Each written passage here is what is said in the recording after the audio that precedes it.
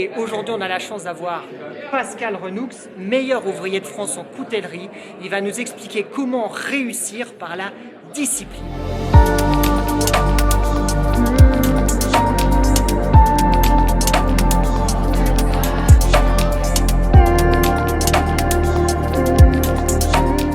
Bienvenue sur cette chaîne, c'est Xavier, coach anti-procrastination. J'ai l'honneur de recevoir Pascal Renoux, meilleur ouvrier de France en coutellerie.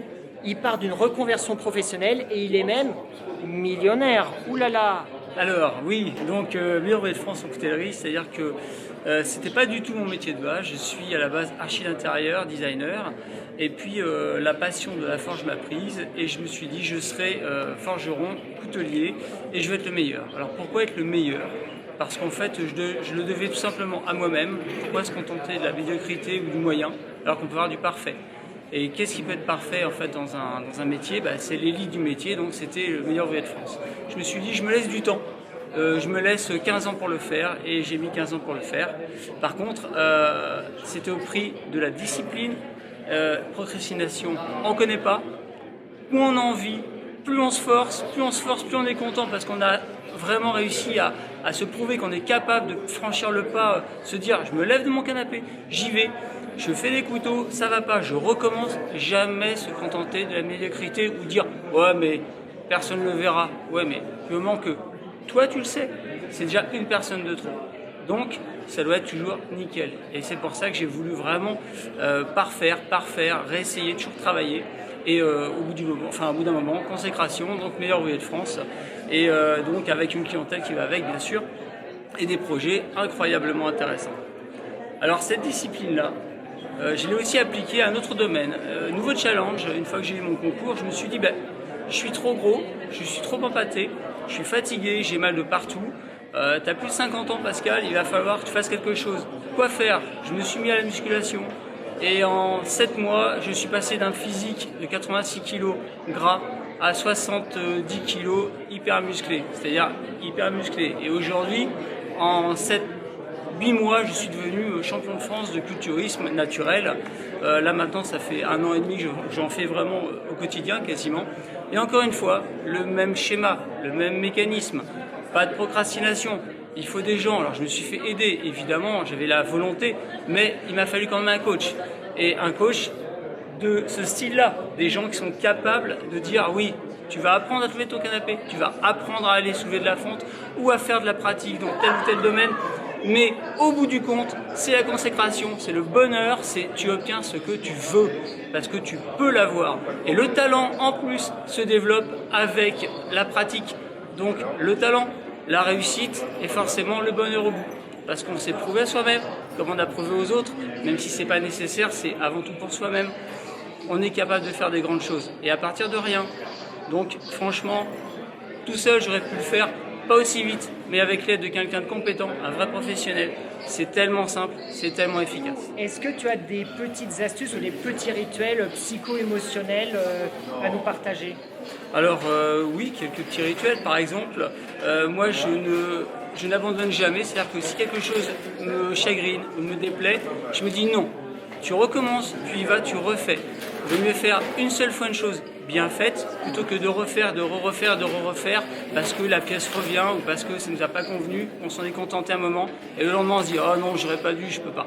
Autant le faire bien tout de suite. Donc moi je n'arrête pas tant que j'ai pas réussi. Okay, donc ne pas s'arrêter tant qu'on n'a pas le résultat désiré, parfait. Exactement. Et puis il faut déjà se projeter. Toujours moi mon rituel c'est je m'imagine dans la situation de la réussite. C'est-à-dire que c'est dans le mental, mais c'est aussi dans le corps. C'est-à-dire qu'il y a tout le côté émotionnel. Avoir la pensée de se voir meilleur ouvrier de France ou se voir champion de culturisme, mais c'est de le ressentir. Il y a physiquement, se dire ressentir l'émotion qui prend au ventre, de dire ça y est, j'ai réussi, j'ai fait ce que je voulais. Et ça, l'émotion associée au mental, c'est bingo. C'est sûr que la voie est tracée, le cerveau est recablé. Et quand c'est recablé, on va droit au but, c'est clair. Est-ce que tu as eu un coach, un psy, un mentor dans cette ascension parce que je rappelle que tu repars d'une reconversion professionnelle. Hein. Tu n'es pas né dans le milieu Tu as été compagnon peut-être? Alors aussi oui, j'ai fait un peu de compagnonnage, mais j'ai été élevé dans une famille où il y avait déjà un meilleur ouvrier de France, mon grand-père. D'accord. Des gens très exigeants, un papa dans la plomberie, mais par contre d'une minutie extrême. Donc j'ai toujours appris à bien faire les choses. Ok. Voilà. Ok. Et donc oui, je suis parti de zéro, c'est clair, mais et je me suis fait aider notamment pour le concours de MOF par ma collaboratrice actuelle, qui est une hypnothérapeute et qui travaille aujourd'hui avec moi, et qui m'a absolument conditionné à l'anti-procrastination justement, même si c'était pas sa vocation de départ, m'a bien aidé.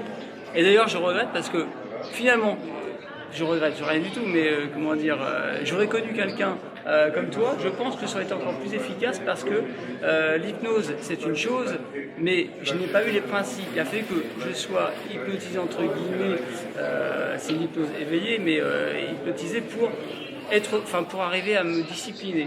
Mais avec les principes, déjà tout prêt, j'aurais pu éviter aussi de perdre beaucoup de temps à rechercher en moi-même, les idées et la technique. Tu m'as dit que tu étais millionnaire. Comment tu as fait ton premier million, si c'est pas indiscret? Alors, en fait, simplement, alors c'est pas, je m'en vante pas du tout, mais en fait, c'est par des placements intelligents et dans l'immobilier notamment, voilà. Et puis après, le travail, c'est au prix de beaucoup de sacrifices, beaucoup d'efforts, mais en fait, ma priorité absolue, c'est mettre ma famille, mes enfants à l'abri.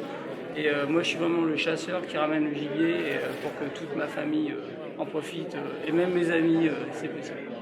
Super. Et est-ce que tu as un équilibre vie privée, vie pro du coup? Comment tu te débrouilles avec ça? Alors en fait l'équilibre, ma compagne vit le travail avec moi et puis ma famille, c'est une famille d'artisans, donc ça a toujours été quelque chose de central, le travail. Donc en fait notre loisir entre guillemets, c'est un peu le travail. C'est-à-dire, dans la création notamment de couteaux particuliers, dans le sport, en fait on apprécie vraiment de faire les choses et le plaisir que l'on dégage avec ça. C'est pas l'argent forcément, mais l'argent c'est juste la conséquence d'un travail bien fait et apprécié. Avec le bon avatar en face bien sûr, mais tous les jours c'est pas forcément simple, ça tombe pas du ciel tous les jours, mais il faut se bagarrer un petit peu, mais c'est là où la discipline et répéter, continuer, même quand ça déconne, même quand ça marche pas forcément bien, il faut se rappeler vraiment des bons moments, des moments de réussite, et puis on y retourne. Et du fait, la récurrence crée la réussite. Qu'est-ce que tu as appris d'intéressant la semaine dernière qui t'a inspiré ou tu t'es dit tiens ça c'est important? J'ai appris intéressant, c'était un séminaire au Portugal avec Max Piccinini, qui était Life Max, où on a appris qu'il fallait absolument prendre en compte les besoins fondamentaux des uns et des autres pour avoir une relation épanouie tant dans le business que dans le couple. Voilà. Et on oublie trop souvent ça, et même si je vais faire des grosses rechutes, c'est sûr, je vais implémenter le plus possible ce que j'ai appris. Bravo, excellent. N'hésitez pas à poser vos questions, à commenter, à partager la vidéo. On retrouve, j'espère, pour une prochaine interview, notre ami Pascal Renoux. À bientôt. Bye. Bien joué. Intéressant. Ouais, super. C'est intéressant de comprendre le parcours, et ce qui est intéressant, c'est de voir que tu es né dans une famille où le travail est à fond. Central. Donc ça, déjà, ça...